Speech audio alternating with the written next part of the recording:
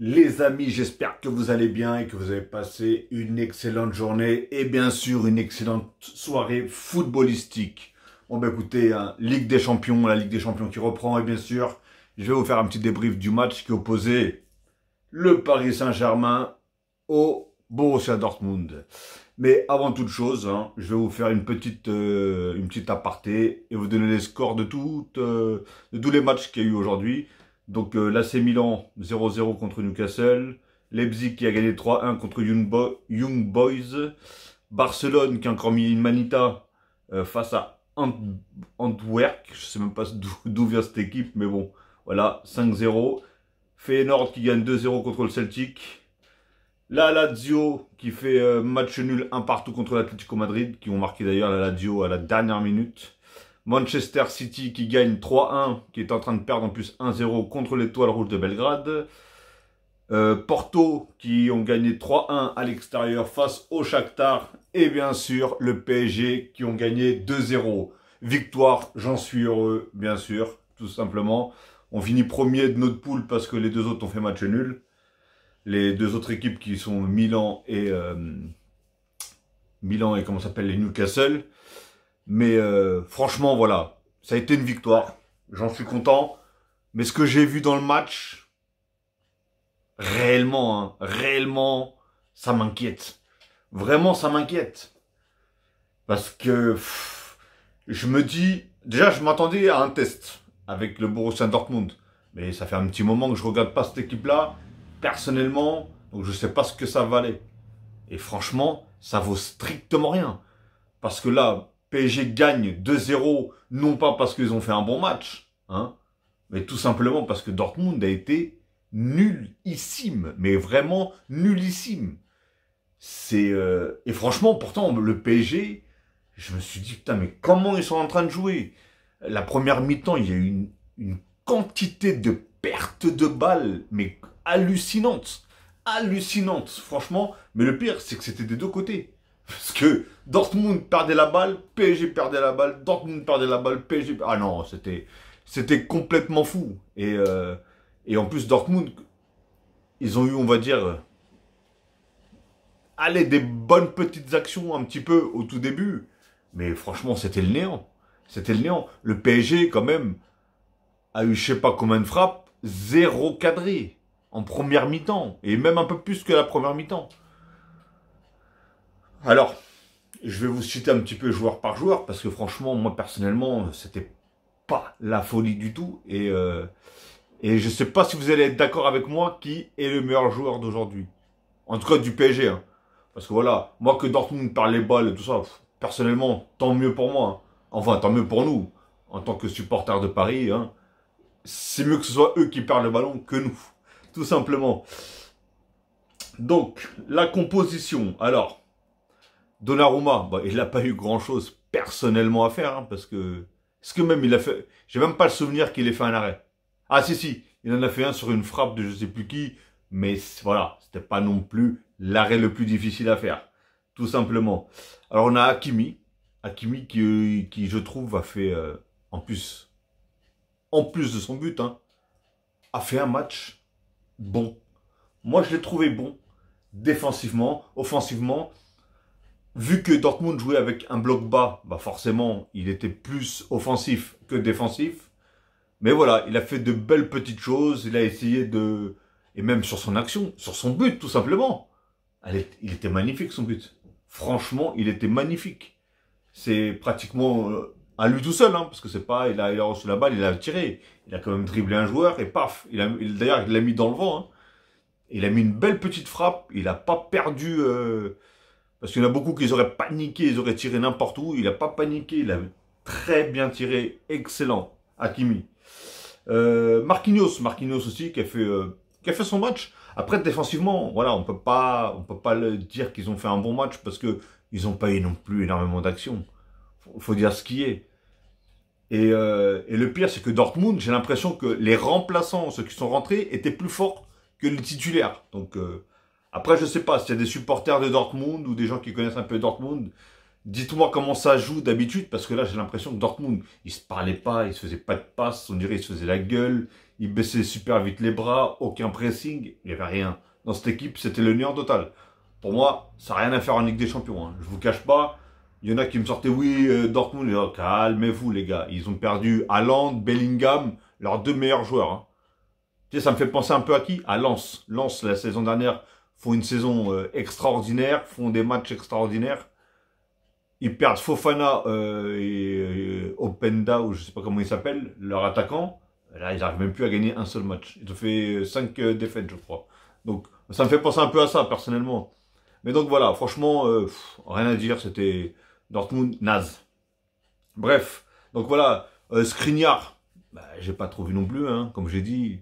Mais moi, je sais pas pourquoi, moi, on a tellement attendu ce joueur-là, j'ai tellement entendu parler de ce joueur-là, et en plus, je demandais à tout le monde, mais est-ce que ce joueur est si fort que ça? Parce que de la façon qu'on en entend parler, dans tous les réseaux, à la télé, dans tous les trucs de foot, enfin de sport, etc., j'en entendais parler, même PSG, ils mettaient la pression, ils étaient prêts à mettre je sais pas combien au tout début, après ils le voulaient gratuitement, etc. Donc je me dis, ce joueur-là doit être très fort. Pour l'instant, je vois rien. Faut vraiment que j'attende contre une grosse équipe, hein, et voir ce que ça donne, parce que voilà, Lucas Hernandez, bah, franchement, de son côté, il a fait vraiment son match. Il est vraiment très rapide, ce joueur-là aussi, hein. Il est vraiment bon. Voilà, on peut pas lui enlever. Il est vraiment bon. Vitinha. Alors, Vitinha, la première mi-temps, j'ai pas aimé. Je vais peut-être me faire insulter. Non, pas d'insulte, les gars. Ça reste que du foot. Mais peut-être des gens seront pas de même avis que moi. Mais la première mi-temps, j'ai pas du tout aimé. Lui, par contre, il a perdu aussi un nombre incontestable de ballons. C'était incroyable. Et surtout en première mi-temps, je voyais tellement d'erreurs du côté de Dortmund et j'avais l'impression que le PSG faisait exactement les mêmes erreurs. Ça veut dire qu'il perdait énormément de ballons. Les passes, il n'y en a aucune qui était précise. Mais je parle même pas que de Vitinha là. Je parle de l'ensemble. Il n'y avait pas de balles de précise, etc. Mais par contre, en deuxième mi-temps, je l'ai trouvé quand même un ton au-dessus, largement meilleur. Par contre, les commentateurs, s'il vous plaît, je ne vais pas citer la chaîne, mais les commentateurs de cette chaîne, hein, où est passé le match ce soir, bouclez-la. Parce que quand j'entends dire que c'est de la faute de Neymar et de Messi que Vitinha n'arrivait pas à jouer la saison dernière, c'est la plus grosse blague que j'ai pu entendre. Franchement, arrêtez de parler de ces deux joueurs. Franchement. Parce que j'ai même pas envie de revenir à ces deux joueurs-là. Mais vous voyez, ces deux joueurs-là, la qualité de passe, la vision, etc. Trouvez-le-moi, celui qui fait ça. Trouvez-le-moi. D'ailleurs, en parlant de ça, ils ont fait quoi les trois attaquants là? Ils ont fait quoi? On a dû attendre que c'est un défenseur qui marque, hein. C'est Hakimi qui a marqué. Oui, après, il y a Mbappé qui a marqué son penalty. Mais j'arrive à ces trois-là. Donc Vitinha, comme j'ai dit, première mi-temps, je ne l'ai pas trouvé bon personnellement. Deuxième mi-temps, un petit temps au-dessus. Il a commencé à... Et même, oui, un petit temps au-dessus, il a commencé à sortir un peu une petite masterclass. Et voilà. Et pour moi, en deuxième mi-temps, d'ailleurs, c'est lui qui fait l'action, si je ne me trompe pas, avec Hakimi sur le but de Hakimi. Il n'y a rien à dire. Franchement, il n'y a rien à dire. Ugarte. Il revient de blessure. Il est toujours aussi fort. Il récupère un nombre de balles, mais... Est-ce qu'il y a vraiment un mot à dire sur ce joueur-là? Rien à dire. Très bon. Voilà. Tout simplement, j'ai rien à dire sur ce joueur-là. Ce joueur-là, on l'entend pas. Il n'y a pas de chichi, il n'y a pas de... C'est un pitbull, le gars. Le gars, c'est un pitbull. Tu veux passer, passe-moi sur le corps. Et il est tout le temps là. Zahir Emery. Et ben voilà. Tout à l'heure, je vous ai cité, je vous ai dit, vous n'allez pas me croire, mais pour moi, l'homme du match aujourd'hui, c'était Zahir Emery. C'est celui que, et comme je dis, PSG ont fait un très mauvais match. Personnellement, ils ont fait un mauvais match. Mais le plus fort aujourd'hui à Paris, d'ailleurs, dites-moi dans les commentaires, quel est pour vous le joueur de Paris, bien sûr, parce que franchement, Dortmund, s'il y en a un seul qui arrive à sortir du lot, chapeau, parce que nul. Mais dites-moi à Paris, quel a été pour vous le meilleur joueur de Paris ce soir? Tout simplement. Pour moi, hein, j'ai bien dit, pour moi, ça ne reste que mon avis, c'est Zaïre Emery. Franchement, même si vers la fin, il a eu un petit temps où est-ce que, voilà, il a baissé complètement de rythme, etc. Mais sinon, le gars, il était sur une autre planète aujourd'hui. Franchement, je l'ai trouvé bon. Niveau des dribbles, niveau des actions, il perçait les défenses, etc. Il faisait le boulot des attaquants, personnellement. Donc voilà. Après, je vais parler des trois autres. Hein. Dembélé. Alors voilà, c'est ça que... Bloc bas, pourquoi tu mets Kolo Muani, déjà, premièrement. Alors que tu as Gonzalo Ramos, hein, qui lui est plus un joueur justement de surface. Là, tu avais un bloc bas de Dortmund, c'est plus un joueur de surface que tu dois mettre que...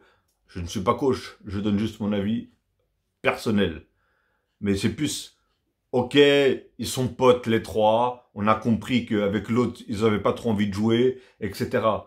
Mais pour moi, Gonzalo Ramos, la preuve, il est rentré, il a marqué.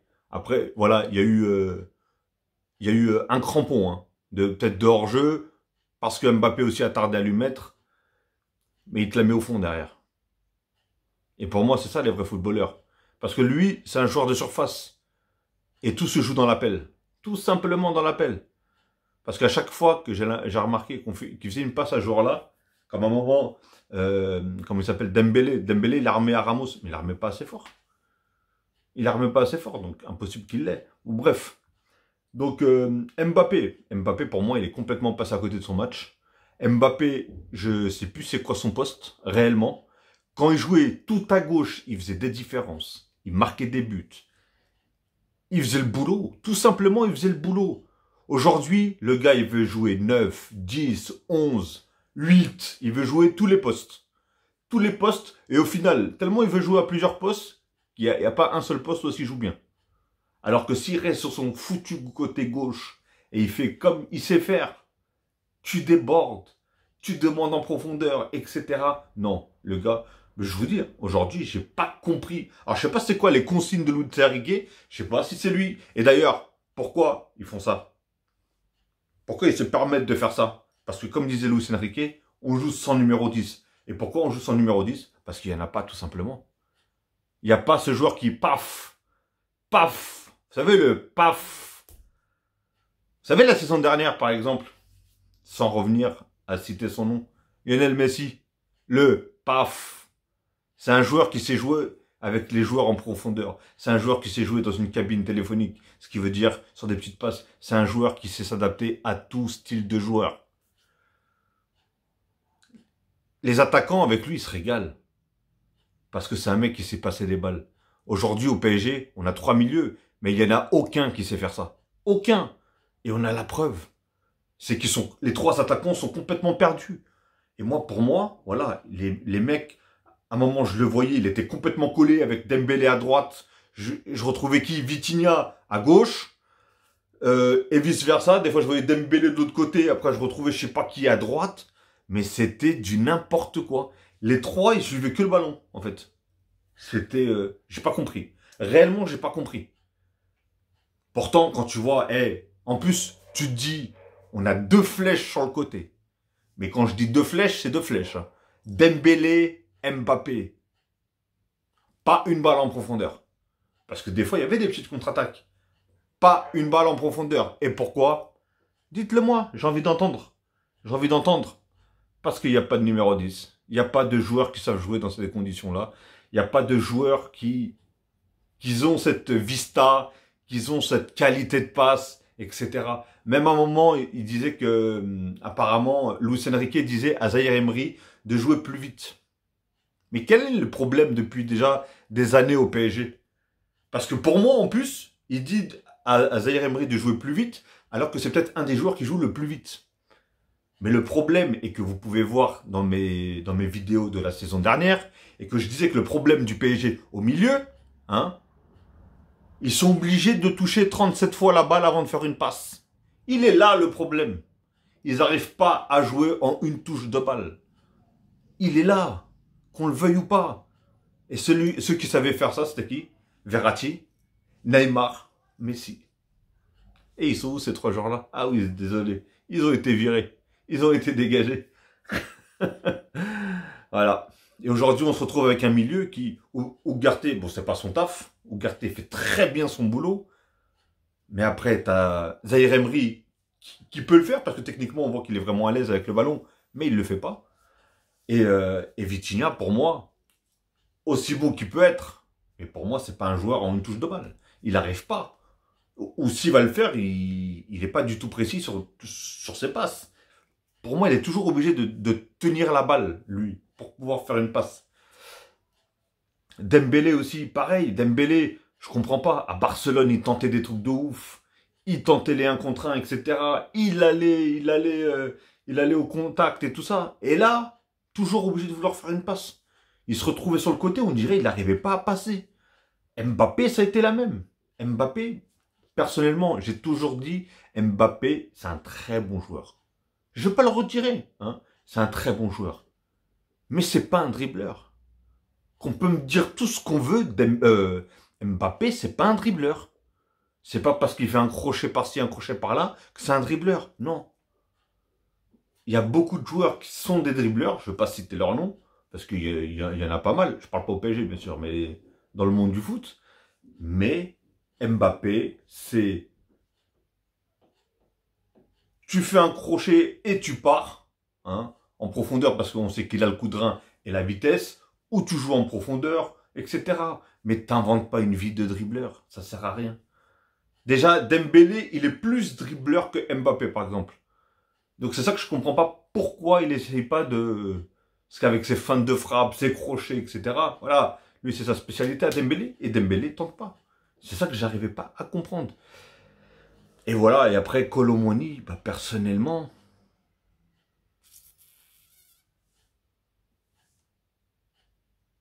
je sais pas. Je peux pas vous dire, réellement je peux pas vous dire. Vous allez me dire, oui, t'en veux à Kolo Muani, je sais pas quoi. Moi, je m'en fous que ce soit Kolo Muani, Ramos, pas Sergio Ramos, mais l'autre, Gonzalo Ramos ou je sais pas qui. Mais voilà.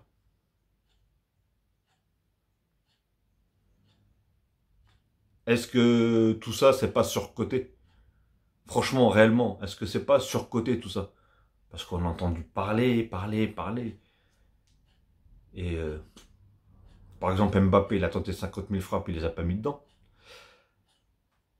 Ils ont essayé de jouer avec... On voyait qu'ils voulaient jouer avec Kolo Muani, mais Kolo Muani, c'est... Je sais pas. C'est pas un joueur de surface, Kolo Muani. Kolo Muani aussi, pour moi, c'est des joueurs de profondeur. C'est des joueurs qui tirent quand même, à la base, assez loin. Mais dès que ça joue bloc bas, je suis pas sûr qu'ils soient très forts dans ce domaine-là. Personnellement, hein. Parce que pour moi, les joueurs, quand l'équipe d'en face joue bloc bas, ça reste des vrais neufs de surface. Comme par exemple Cavani, ou à l'époque Pablo Inzaghi, comment ça s'appelle bah lui là, Ramos là, putain je me rappelle plus de son nom. Enfin Ramos, voilà, notre attaquant, là, le numéro 9 aussi. Pareil. Mais non. Franchement, Kolo Muani, pour moi, il est complètement passé à côté de son match. Mais personnellement, le 3/4 de l'équipe est passé à côté de son match. Faut dire ce qui est, hein. Qu'on le veuille ou pas, hein. Et comme je l'ai dit dès le début de la vidéo, pour moi, ils ont fait un mauvais match. Ils n'ont pas fait un bon match. Moi, je suis content parce qu'il y a la victoire. Mais la victoire n'a pas été avec la manière, tout simplement. Elle a été parce que les autres en face étaient encore plus mauvais. Nous, on était mauvais, mais eux, ils étaient encore plus mauvais. Et c'est ce qui a permis de... C'est vrai ou pas? Donc voilà, les amis. Bah écoutez, en tout cas, dites-moi ce que vous avez pensé du match. Dites-moi ce que vous avez pensé des joueurs. Et tout simplement, dites-moi aussi, qui pour vous, comme je l'ai dit tout à l'heure, qui est pour vous le meilleur joueur du PSG ce soir? Et est-ce que vous me donnez raison ou pas? Avec les 3 attaquants devant, avec le fait qu'il ait mis Kolo Muani sur une équipe qui joue bas, comme ça. Bah, il a bien vu, de toute façon, il l'a changé parce que normalement, c'est très rare qu'un neuf il sorte. Faut dire ce qui est, c'est très rare. Mais là, il l'a fait sortir parce qu'il a vu que... Et je sais même pas pourquoi il l'a même pas fait sortir avant, d'ailleurs. Parce que ça menait à rien, à rien. il a strictement rien fait du match. Réellement. Je croyais même à un moment aussi qu'il allait sortir Dembélé pour faire rentrer, je sais plus comment il s'appelle, l'ancien Lyonnais, là, Barcola ou un truc comme ça, Darcola. Bref, j'ai pas envie de dézinguer son nom. donc, euh, donc voilà, je pense que vous m'avez compris. Je pensais qu'il allait même le faire sortir, Dembélé, pour le faire rentrer lui, pour lui laisser un peu de temps. Mais je pense qu'il était même pas sûr encore que il suffise pas que de s'en prendre, pardon, de se prendre un but ou quoi que ce soit derrière. Donc voilà les amis. En tout cas, bah écoutez, j'espère en tout cas que vous avez apprécié quand même le match un minimum, hein, même si c'était pas le match de l'année, loin de là. Et il y a eu du but. Déjà, c'est déjà pas mal. Et bon, même s'il y a eu un penalty, le deuxième but est quand même beau à regarder. Et voilà. Et donc, allez Paris les amis. Allez Paris, on va essayer de continuer comme ça. Hein, et on va voir ce que ça va donner, hein, tout simplement. Ok les amis. Bon bah écoutez, je vous souhaite en tout cas une très très bonne soirée ou une très bonne journée. Tout dépendra alors que vous allez regarder cette vidéo. Et en tout cas, n'hésitez pas, comme je vous ai dit, likez, commentez, partagez. Et si ce n'est pas encore fait, abonnez-vous en masse et cliquez sur la petite cloche en bas à droite pour avoir toutes les notifications une fois que je mettrai une vidéo en ligne. Et si vous commentez, bien sûr, hein, pas d'insultes s'il vous plaît, ça sert à rien. Parlons un peu de football, il n'y a pas de souci, même si vous êtes d'accord avec moi ou pas d'accord avec moi, dites-le, il n'y a pas de souci. Moi, je suis pas un professionnel du football, tout simplement. Moi, quand je fais une vidéo, je donne tout simplement mon avis et j'essaie d'être le plus objectif possible. Je suis un fan de Paris, je ne veux pas dire que Paris ils ont fait un bon match, tout simplement. J'essaie d'être objectif, même s'il y a la victoire derrière. Donc voilà les amis. Ok, bah, allez, tous les amis, prenez soin de vous et prenez soin des vôtres et faites attention à vous et bon courage à ceux qui vous travaillent demain. Allez, tous.